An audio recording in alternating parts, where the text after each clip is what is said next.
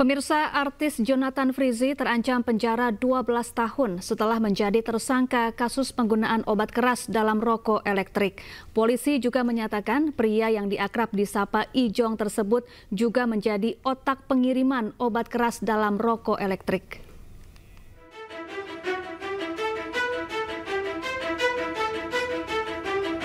Satres Narkoba Polresta Bandara Internasional Soekarno-Hatta mengamankan publik figur Jonathan Frizzy alias Ijong setelah ditetapkan sebagai tersangka kasus penggunaan obat keras berbahaya dalam rokok elektrik atau vape tanpa izin.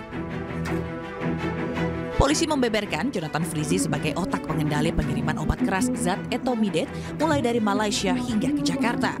Ijong juga masuk dalam grup WhatsApp yang beranggotakan 3 tersangka lain. Ya, jadi pengungkapan ini kan kita dapati di tanggal 13 Maret. 13 Maret itu adalah penyerahan perkara dari Bea Cukai kepada kita. Dan prosesnya itu sejak Februari itu sudah membuat WhatsApp group yang nama WhatsApp group itu berangkat. Itulah kemudian ada komunikasi-komunikasi antara JF ini dengan 3 tersangka lainnya. Jadi grup itu hanya terdiri dari 4 orang. Di dalam grup itu ada komunikasi-komunikasi termasuk tadi berkomunikasi dengan EDS, kemudian membelikan tiket, kemudian menyiapkan hotel, kemudian mengontrol mengawasi untuk perjalanan dari Malaysia ke Jakarta. Sementara itu pengacara Jonathan mengatakan polisi mengambil sekitar 40 vape. Jonathan juga kooperatif jalani pemeriksaan. Katakan bahwa benar klien kami itu bersikap sangat kooperatif. Beberapa panggilan, seluruh panggilan setiap dilayangkan pasti datang. Namun panggilan terakhir memang beliau harus operasi. Operasi ada bagian daging tumbuh di bagian tubuhnya yang harus diangkat untuk dicek apakah ada kanker atau enggak. Sebelumnya, Satres Narkoba mengamankan 3 tersangka lainnya yang merupakan jaringan dari Jonathan Frizzy. Mereka diantaranya BTR, ER, dan EDS. Ijong sendiri ditangkap di rumahnya di kawasan Bintaro, Pesanggerahan, Jakarta Selatan, Minggu malam.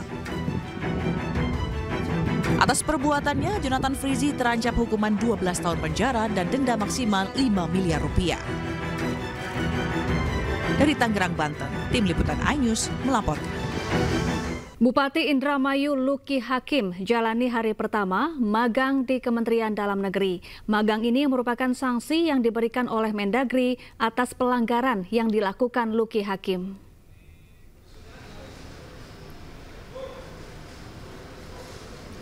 Luki Hakim akan melaksanakan magang di kantor Kemendagri selama 3 bulan sebagai sanksi atas perjalanannya ke Jepang di tengah arus mudik Idul Fitri.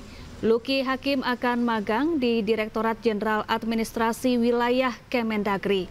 Menurut Wakil Menteri Dalam Negeri Bima Arya, tugas magang Luki Hakim akan berubah dan berpindah setiap pekan selama 3 bulan di masa sanksi.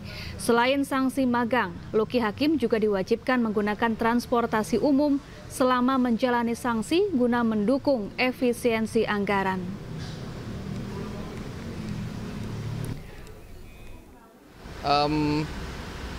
Menghadap Pak Menteri, meminta arahan sebelum menjalankan selama 3 bulan dan beliau mengarahkan, memberikan petunjuk. Tentu saya mengucapkan permohonan maaf karena ya sempat membuat gaduh lah atas kesalahan saya ini, dan sekarang ini saya sedang menjalani sanksi di hari pertama, yaitu sanksi pembinaan, dan kebetulan istilahnya kelas yang pertama bersama beliau Bapak Safrizal.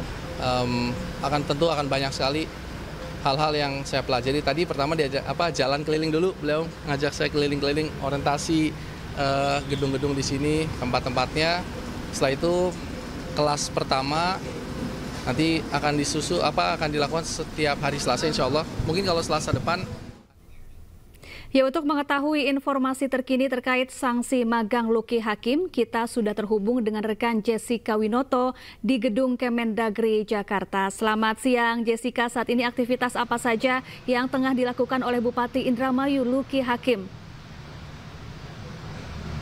Ya, selamat siang Safa dan juga pemirsa, bahwa hari ini agenda yang akan dilakukan diikuti oleh Luki Hakim selaku Bupati Indramayu yang akan menjalani sanksi magangnya di hari pertama adalah yaitu pemberian materi secara langsung oleh Dirjen administrasi kewilayahan, yaitu Safrizal Iza, yang juga terkait Satpol PP, pemadam kebakaran, dan lain sebagainya. Dan memang tadi Safa dan juga pemirsa dapat kami sampaikan bahwa tadi sempat bertemu secara langsung dengan Luki Hakim yang didampingi oleh Direktur Jenderal Bina Administrasi Kewilayahan, yaitu Safrizal Iza, yang juga merupakan Direktorat Jenderal Administrasi Kewilayahan. Ini adalah tempat pertama yang akan didatangi atau dipelajari oleh Luki Hakim di hari pertama sanksi magang ini. Dan ada pun juga informasi kami dapat sampaikan bahwa tadi pukul 8 pagi waktu Indonesia Barat, Luki Hakim sempat bertemu secara langsung dengan Mendagri, yaitu Jenderal Purnawirawan Tito Karnavian, untuk meminta arahan secara langsung dan juga petunjuk untuk melakukan atau menjalani sanksi magang selama 3 bulan ke depan. Namun, walaupun sanksi magang ini akan dijalankan selama 3 bulan ke depan, tetapi informasinya bahwa Luki Hakim hanya datang ke kantor Kemendagri Jakarta Pusat ini di setiap hari Selasa, di setiap minggunya. Dan memang di setiap minggunya nanti Luki Hakim akan dirotasi di berbagai direktorat jenderal lainnya yang ada di wilayah Kemendagri Jakarta Pusat ini untuk memahami atau diberikan materi-materi oleh dirjen-dirjen langsung. Dan ada pun juga informasinya bahwa selain dari sanksi magangnya ini, Safa dan juga pemirsa, Luki Hakim juga diwajibkan untuk melakukan atau menggunakan transportasi umum untuk datang ke kantor Kemendagri selama sanksi magang 3 bulan ke depan. Dan untuk kilas balik, Syafa dan juga pemirsa, memang Luki Hakim ini diberikan sanksi magang ini setelah melakukan pelanggaran, melakukan perjalanan ke luar negeri ke Jepang bersama keluarganya di tengah libur Lebaran 1446 Hijriah, yaitu tanpa adanya izin dari Kemendagri. Dan memang hal ini sudah diklarifikasi secara langsung oleh Luki Hakim bahwa ia mengakui bahwa adanya kesalahan dari dirinya karena tidak mengetahui adanya peraturan yang wajib diikuti oleh kepala daerah, yaitu melakukan permohonan izin sebelum melakukan perjalanan ke luar negeri di situasi apapun. Syafa. Baik, terima kasih Jessica Winoto melaporkan langsung dari Kantor Kementerian Dalam Negeri Jakarta, dan selamat bertugas kembali. Kita ke informasi selanjutnya, pemirsa. Terciptanya solusi untuk lingkungan yang lebih baik. 289 orang dilantik sebagai ASN oleh Bupati Pemalang, Jawa Tengah. Jika biasanya tempat pelantikan bersih dan ber-AC, berbeda dengan Pemalang yang memilih melantik para ASN di tempat pembuangan akhir sampah yang ada di kawasan Pesalakan, Pemalang. 1. Trista Ardelia Tofah, STR, TRA.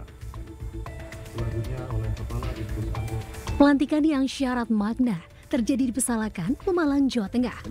Jika tempat pelantikan identik berada dalam gedung, rapi, dan tempat yang nyaman, berbeda dengan pelantikan 298 orang ASN di tempat pembuangan akhir sampah di Pesalakan, Desa Pegongsoran, Pemalang, Jawa Tengah. SK pengangkatan ASN diserahkan langsung oleh Bupati Pemalang, Anom Widiantoro. Dengan harapan pemilihan tempat pembuangan sampah di TPA Pesalakan ini sebagai titik awal pengabdian kepada masyarakat. Tempat yang kotor menjadi pengingat bahwa permasalahan seperti tata kelola yang masih buruk, serta kurangnya rasa percaya masyarakat pada pemerintah. Serta para ASN baru diminta untuk siap melayani masyarakat secara disiplin, sehingga terwujud tata kelola pemerintahan yang lebih baik dan dipercaya oleh masyarakat. Ya tentunya mereka lebih berintegritas ya, lebih mempunyai jiwa melayaninya yang lebih besar dan juga perhatian kepada masyarakatnya, bukan statusnya, bukan prestisnya, bukan juga kebanggaannya sebagai ASN, tapi lebih kepada pelayanannya dan juga berkomunikasinya bagian dari masyarakat itu sendiri. Semoga dengan dilantiknya CPNS di tempat ini menjadi lebih berempati dan kedepannya bisa memberikan solusi terkait permasalahan sampah di Kabupaten Pemalang. Permasalahan sampah adalah momok yang tak kunjung usai di Pemalang. Bahkan warga sekitar TPA Pesalakan memblokir akses masuk TPA agar tak ada lagi sampah dibuang yang mencemari lingkungan sekitar. Diharapkan segera ada solusi bersama agar tak ada lagi polemik berkepanjangan. Dari Pemalang, Jawa Tengah, Suryono Soekarno, iNews melaporkan.